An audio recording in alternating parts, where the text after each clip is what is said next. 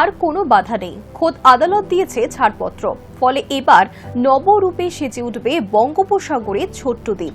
অচিরেই সেখানে তৈরি হবে আন্তর্জাতিক ট্রান্সশিপমেন্টের বন্দর, থাকবে উড়োজাহাজ ওঠানামার জায়গা, সেনা ছাউনি এবং সেই সঙ্গে ছোটখাটো একটা শহর।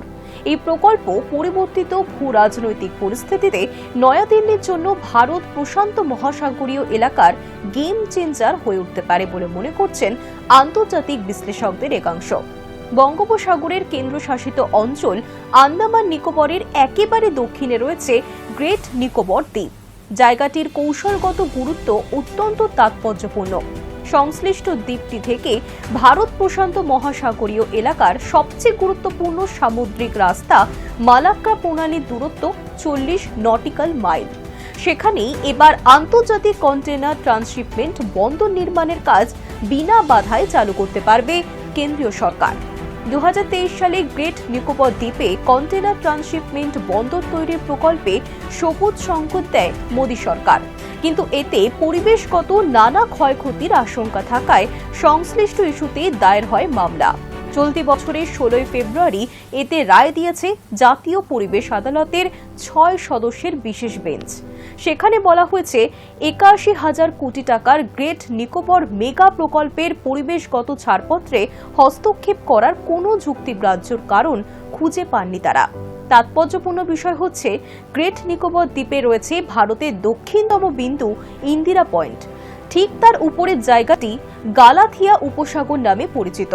গত 2 বছর ধরে সেখানেই আন্তর্জাতিক ট্রান্সশিপমেন্টের বন্দর নির্মাণের কাজ চালাচ্ছিল কেন্দ্র সরকার, কিন্তু প্রকল্পটি নিয়ে জাতীয় পরিবেশ আদালতে মামলা দায়ের হওয়ায় সেটা কিছুটা থমকে যায়। সেখান থেকে রায় চলে আসায় এবার সেই ওই কাজে গতি আসবে তা বলাই বাহুল্য। বর্তমানে ভারতের হাতে একটি মাত্র কন্টেনার ট্রান্সশিপমেন্ট বন্দর রয়েছে, যা কেরলে তৈরি করেছে আদানি গোষ্ঠী। সাধারণত বন্দরের সঙ্গে ট্রান্সশিপমেন্ট বন্দরের পার্থক্য রয়েছে। একটি বাণিজ্য রুটে অনেক বন্দর থাকে, যে বন্দর থেকে একাধিক জায়গার জন্য জাহাজে পণ্য তোলা বা নামানোর কাজ করা হয়, তাকে বলে ট্রান্সশিপমেন্ট বন্দর। এতদিন ভারত প্রশান্ত মহাসাগরীয় এলাকায় বাণিজ্যে এই ট্রান্সশিপমেন্ট বন্দরের জন্য অন্য দেশের সাহায্য নিতে হতো দিল্লিকে। বিশেষজ্ঞদের দাবি, আইসিটিপি নির্মাণের জন্য কৌশলগত দিক থেকে একটি চমৎকার জায়গা বেছে নিয়েছে ভারত। গ্রেট নিকোবরের গালাথিয়ার অবস্থান পূর্ব পশ্চিম আন্তর্জাতিক বাণিজ্য এবং সমুদ্র পথের উপর। ফলে এখান থেকেই সিঙ্গাপুর, কলম্বো, ক্লাংয়ের মতো ট্রান্সশিপমেন্ট টার্মিনালগুলিও সুবিধা পাওয়া যাবে। বন্দরটির স্বাভাবিক গভীরতা হবে 20 মিটার, ফলে বড় জাহাজ অনায়াসেই এতে ঢুকতে পারবে।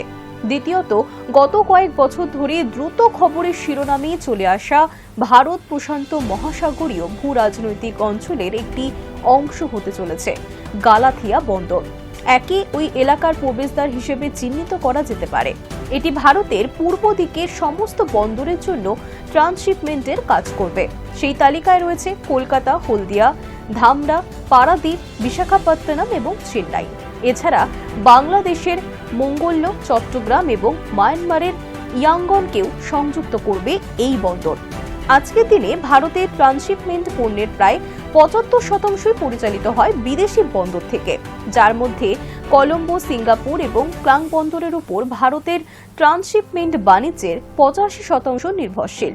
গালাথিয়া উপসাগরীয় বন্দর তৈরি হলে নয়াদিল্লির ট্রান্সশিপমেন্ট খরচ বাঁচবে প্রায় 20 থেকে 22 কোটি টাকা। সূত্রের খবর, এই বন্দর নির্মাণে 41,000 কোটি টাকা খরচ করবে কেন্দ্র সরকার। মোট 4টি পর্যায়ে এটি তৈরি করা হবে। প্রথম পর্যায়ের কাজ শেষ হলেই বন্দরটি চালু করবে নয়াদিল্লি। 2028 সাল নাগাদ এটি চালু হবে বলেই মনে করা হচ্ছে।